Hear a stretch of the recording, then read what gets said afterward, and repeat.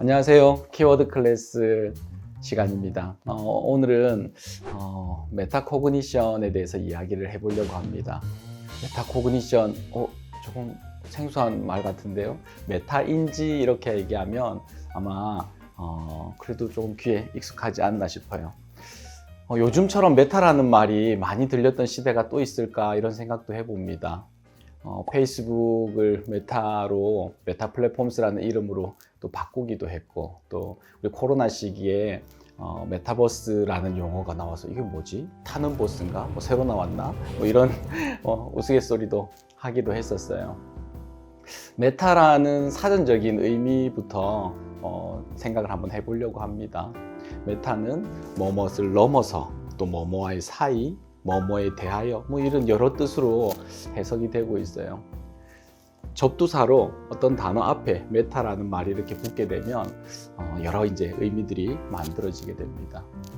형이상학이라는 용어를 얘기할 때 메타피직스라는 말을 써요. 그래서 우리가 이제 눈에 보이는 세계, 만질 수 있고 느낄 수 있고 이렇게 보이는 세계를 다루는 자연학, 피직스를 메타가 붙게 되면 형이상학이 됩니다. 보이지 않는 세계를 다루는 학문이죠. 뭐뭇을 넘어서는 뭐뭐의 뒤에 있는 그 세계, 어떤 초월적인 이런 의미가 붙게 되기도 합니다.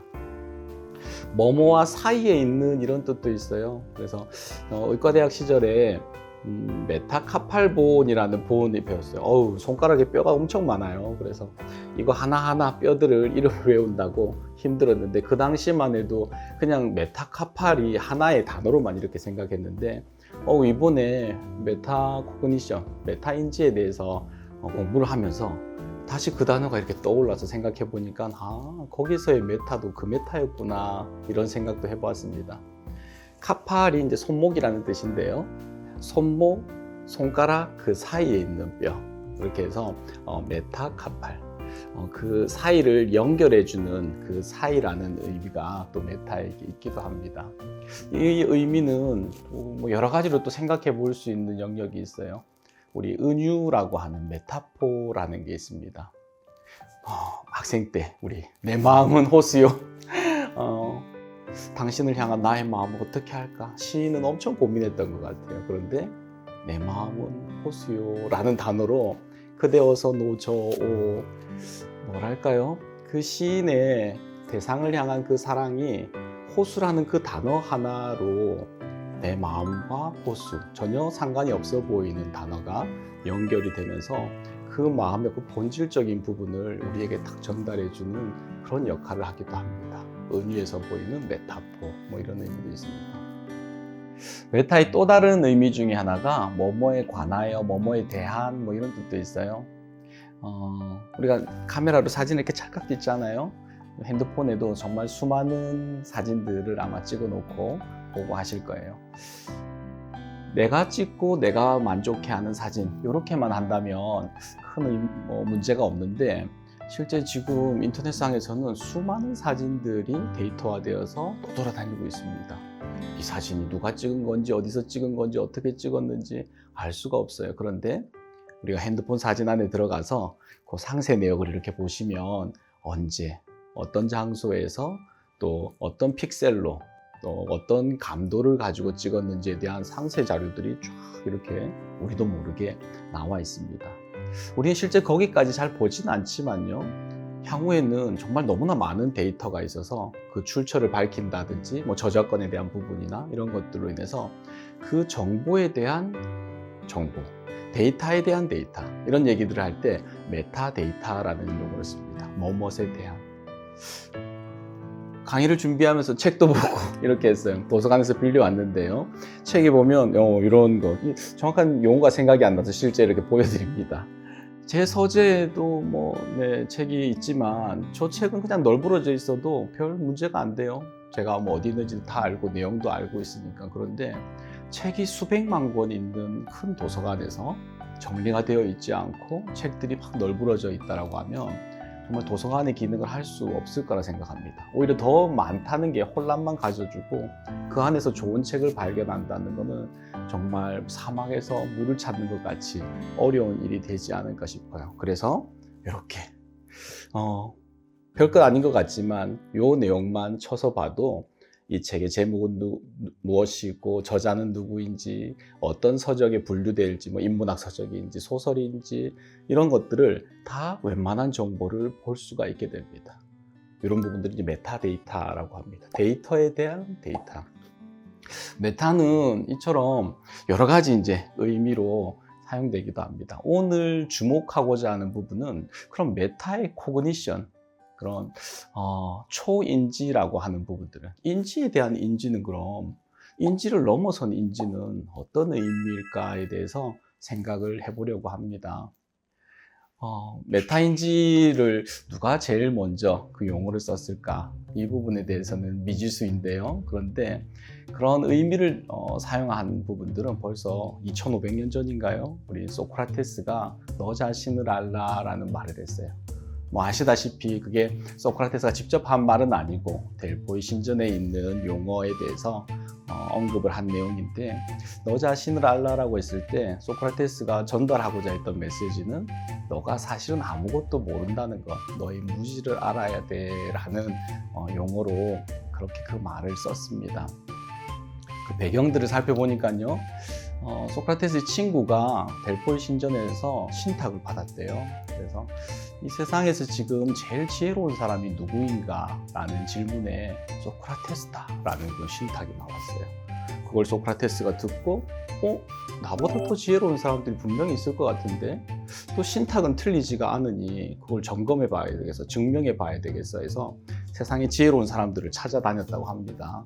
그래서 자신이 알고 있는 분야에 대해서 아주 이렇게 질문을 주고받고, 우리 또 뭐 삼파술이라고 하잖아요.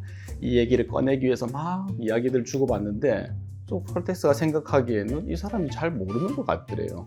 그런데 그 사람은 자신이 알고 있다라고 생각하고 계속해서 이야기들을 하는데 소크라테스는 실망스러웠어요. 또 다른 지혜자를 찾아가서 대화를 나누는데 늘 같은 패턴의 모습들을 보입니다. 나의 지식을 떠벌리고 이야기를 하는데 다 깨달은 것처럼 얘기하지만 깊이 물어갈수록 모른다는 것에 대해서 이 사람이 모르구나. 그리고 소크라테스가 깨달음이 왔대요. 내가 제일 지혜롭다는 신탁이 맞나 보다. 나는 적어도 내가 모른다는 걸 알고 있는데 정말 세상의 지혜자로 알려진 분들은 자신이 모른다는 걸 모르고 있네. 내가 한 가지를 더 알아서 지혜자가 맞나 봐. 이렇게 했다라고 합니다. 메타인지에서의 핵심적인 요소입니다. 내가 무엇을 알고 또 무엇을 모르고 있는가에 대해서 내가 안다는 거예요. 교육학에서는 학습하는 데 있어서 내가 정보에 접근하는 방식이나 공부하는 법들, 알아가는 알매에 대해서 내가 어떻게 그걸 다시 또 아는가에 대한 부분으로 메타인지에 대해서 이야기를 합니다. 이 부분이 지금 이렇게 얘기를 하면 알 듯도 하고 또 메타 좀 모를 것 같기도 하고, 실제적으로는 그럼 어떤 좀 의미가 있나. 2010년도에 EBS에서 방송이 하나 나왔어요. 흥미로운 실험이었습니다. EBS다 보니까 상위 0.1% 아이들은 뭔가 특별한 게 있을까? 라는 의문을 가지고 방송을 기획을 해서 촬영을 했는데, 뭐 생각하기로는 상위 0.1%니까 지능이 뛰어나겠지, 가정 환경이 좋나 봐, 어떤 뭐 감성이 좋은가, 뭐 여러 가지 이제 가설들을 세우고 비교 연구를 했는데 결론은 별 차이가 없는 거예요. 상위 0.1% 학생들만의 어떤 특징들이 없어서 이제는 이건 어떻게 연구를 마무리해야 되나, 어떻게 접근해야 되나 고민하고 있을 때 인지심리학자에게 의뢰를 하고 그분이 이제 아이디어를 이렇게 좀 주셨다고 해요. 그래서 아마도 상위 0.1%의 아이들은 메타인지가 좋을 것 같아요 라고 의견을 주셨어요. 그 당시만 해도 메타인지가 좋다는 게 무슨 말이죠? 뭐 예를 들면 이런 겁니다 해서 실험 설계를 했는데요. 25개의 그런 서로 연관성이 없는 단어를 무작위로 학생들에게 보여줍니다. 3초 간격으로 단어를 노출시키고 암기하게 만들어요. 그럼 이제 75초가 걸렸겠죠? 그런 다음에 당신은 지금 봤던 단어 중에 몇 가지를 기억하고 있느냐라고 첫 번째 질문을 던져요. 그러면 나는 몇 가지 정도 기억하고 있습니다 라고 쓰겠죠. 그리고 나서는 그럼 기억하고 있는 것들을 써보세요 라고 질문을 던집니다. 그러면 이제 내가 외웠다고 생각하는 것들을 이렇게 쭉 썼는데 상위 0.1%의 친구들은 내가 몇 가지를 알고 있다라고 생각했던 것과 실제 기억하고 있는 것들이 거의 일치했다는 거예요. 일부 아이들은 나는 기억하고 있습니다. 10가지 기억하고 있어요. 2가지밖에 못 썼어요. 또 반대로 나는 2가지밖에 기억을 못해요 라고 했는데 막상 써보니까 15개를 기억하고 있는 거예요. 실제 내가 알고 있고 모르고 있고 실제 많은 것들을 암기하는 게 중요한 게 아니고 내가 무엇을 알고 있고 무엇을 모르는가에 대한 인지, 메타 인지가 좋은 친구들이 상위 0.1%의 아이들이구나, 그 아이들의 특징이구나 하는 실험을 했습니다. 문제 해결력도 뛰어나고 상황을 풀어가는 방법들, 여러 가지 면에서 이 친구들이 가지고 있는 그런 이점들이 있구나라고 해서 한때는 또 이렇게 센시에이션을 일으키고 그런 메타인지 좋은 것 같은데 우리 아이들에게 어떻게 개발시키면 좋을까요? 뭐 이런 얘기들도 있었어요. 메타인지를 어떻게 개발시키고 또 우리 아이들에게 이 부분들을 성장시켜 줄 수 있는가에 대한 거는 또 후반부에 한번 설명을 드리려고 합니다. 우리 삶 속에는 또 여러 가지 메타인지적인 요소들이 많이 녹아 있는 것들을 봅니다. 자기 성찰이라는 이름으로 종교에서도 또 메타인지적인 그런 내용들이 나오기도 합니다. 어떤 스님께서 저는 유퀴즈 이렇게 보는데 깜짝 놀랐어요. 스님 한 분이 이렇게 나오셔서 유퀴즈에서 스님이 나오셨잖아요. 질문을 하는데 좀 불편하지 않은 질문을 해야 될 것 같은데 아주 도발적인 질문을 하시더라고요. 스님, 천국과 지옥이 있습니까? 지옥이 있나요? 저는 불교에서는 또 스님은 뭐라고 표현하실까? 라고 했는데 있지요 이렇게 아주 명쾌하게 이렇게 얘기를 하시고 그러면 천국 가려면 또 지옥 안 가려면 어떻게 해야 되냐 뭐 이런 얘기들 하시는데 뭐 2가지를 해야 된다고 우리가 알아듣기 쉽게 이해하기 쉽게 이렇게 얘기를 해주셨어요. 한 가지는 복짓기. 복짓기는 좋은 일 하래요. 다른 사람들을 배려해주고 착한 일하고 선행 베풀고 이러면 복을 만드는 거예요. 복을 지으면 복은 돌아오는 거니까 그거 많이 하면 좋습니다. 또 한 가지 해야 되는 건데 그건 도 닦기라고 합니다. 그래서 이제 좀 어려운 내용이겠구나 라고 생각했는데 도 닦기는 더 쉽지요 이렇게 하는 거예요. 그러고는 아주 유쾌하게 설명을 하셨어요. 나도 아바타, 너도 아바타, 우린 모두 아바타 이렇게 얘기하면서 막 웃으시는데 약간 깨달음이 이렇게 오더라고요. 관찰자로서의 나만 존재한다는 또 불교의 생각입니다.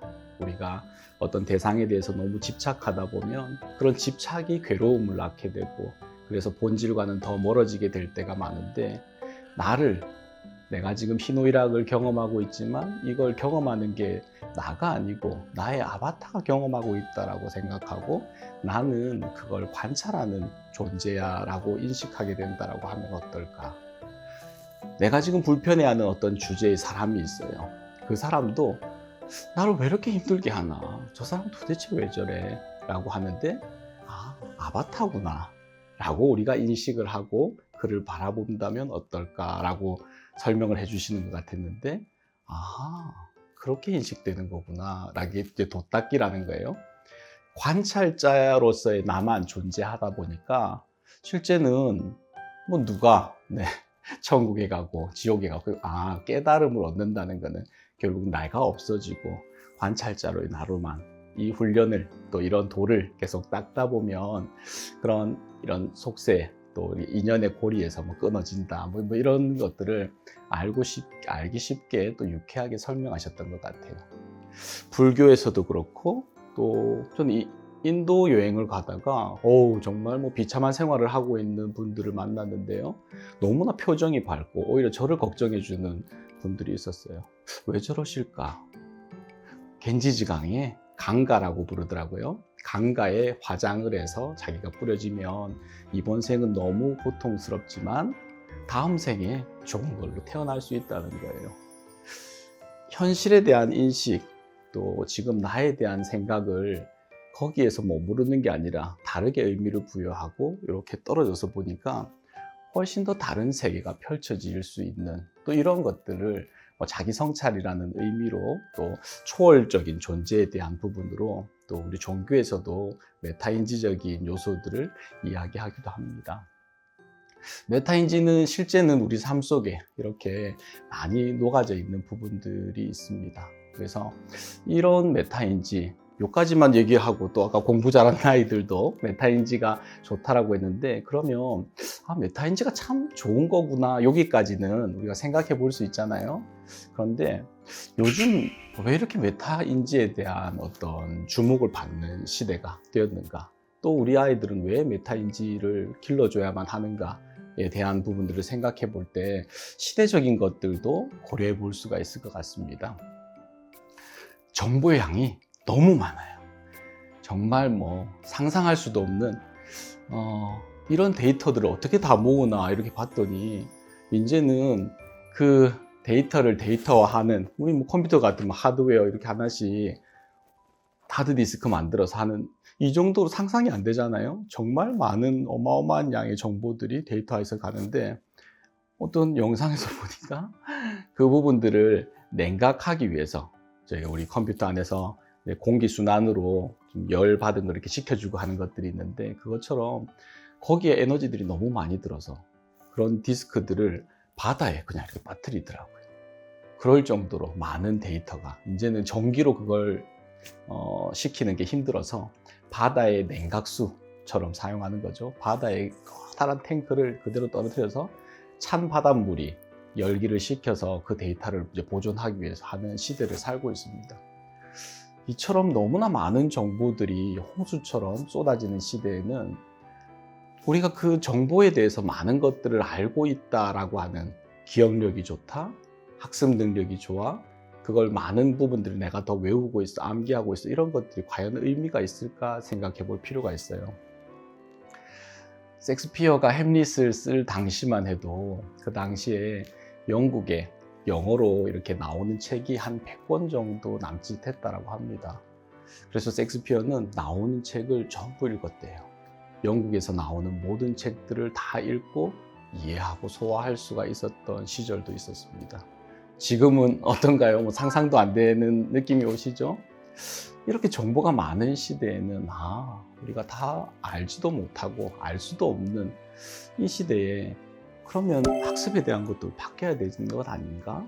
이런 생각도 들었고, 저는 전공의 시절에 칼 융의 그런 이론에 대해서 이렇게 수업도 듣고 공부도 하고 했었는데요. 그분이 그런 얘기를 하셨어요. 인생의 정오가 있는데, 80의 인생으로 따지면 40세쯤 되겠죠. 그 전반부의 삶은 정말 젊은이들에게 주는 메시지, 성공하기 위해서 열심히 살고 노력하고 사람도 많이 만나고 스펙을 쌓고 지식을 막 쌓으라는 거예요. 많이 외우라는 거예요. 그리고 후반부에서는 같은 원리로 인생을 살게 되면 안 된다라는 메시지를 줍니다. 인생의 후반부로 갈수록 사람들과의 관계의 폭을 넓히기 위해서 노력했다라고, 이제는 조금 더 그 에너지를 자신에게로 모아서 내면을 성찰하고 들여다보는 작업들이 필요하고, 지식보다는 지혜를, 통찰에 더 많은 우리의 삶의 에너지를 쓰면서 가야 되는데, 그것들이 잘 안 되면 문제가 된다는 거예요. 20대인데 공부 안 하고 있고 도 닦는 소리 하고 철학, 이거는 그것 때문에 현실에 부적응할 수도 있겠죠. 50, 60이 넘어갔는데, 요즘엔 50, 60도 이제 청년 아닙니까? 그런데 그 당시로 생각했을 때 이제 노년기의 삶을 살아야 되는데, 마치 100년, 200년 살 것처럼 이렇게 하는 게 아니고 더 본질적인 거에 집중을 해야 되는데, 그게 안 될 때 삶에 여러 가지 문제들이 생겨난다는 거예요. 참 그럴듯하고, 그 당시에는 이게 진리처럼 저에게 다가왔던 내용입니다. 그런데 메타를 공부를 하면서 생각을 해보면서, 이 시기가 앞으로 당겨지고 있구나. 인생의 정오의 시간은 생물학적으로는 이제는 요즘의 아이들은 이제 120을 살게 될 거라는 이야기도 나오던데, 그러면 60이 인생의 정오가 되어서 점점 후반부로 가게 되는데, 시대적인 흐름, 너무나 빠르게 진행되고 있고 많은 정보들이 쏟아지는 시점에서는 이걸 정보를 습득하는 데 에너지를 쓰고 많은 것들을 더 배워야 돼, 더 알아야 돼. 지혜로운 행동이 아닌 것 같아요. 지금은 내가 어떻게 무엇을 알고 무엇을 모르고 있고 더 본질적인 것을 접근하기 위한 방법으로 삶을 설계해야지, AI 시대에는 정보를 습득하는데, 내가 정보를 많이 확보하는데 에너지를 쓴다고 하면 정말 불가능하기도 하고 지혜 없는 행동이라는 생각이 듭니다. 어느 때보다 메타인지에 대한 부분이 주목받는 시대적인 흐름 안에 우리가 있다라는 생각이 들고 있습니다. 이렇게 좋은 메타. 네, 그러면 요 앞에까지 지금 설명드린 내용은 메타인지의 여러 의미에 대해서, 메타의 여러 뜻을 생각해 보면서 메타가 다양한 의미들이 있는데 그런 부분들을 생각해 볼 수 있었습니다. 그러면 정신과 의사가 바라본 메타인지, 메타인지를 그러면 어떻게 좀 더 길러줄 수 있을까? 부모의 역할은, 우리가 상담교사의 역할은, 또 나의 어른으로서 젊은이들에게 메타인지에 대해서 어떤 부분들에게 영감을 줄 수 있을까에 대한 부분을 후반부에는 또 이야기를 한번 해보려고 합니다.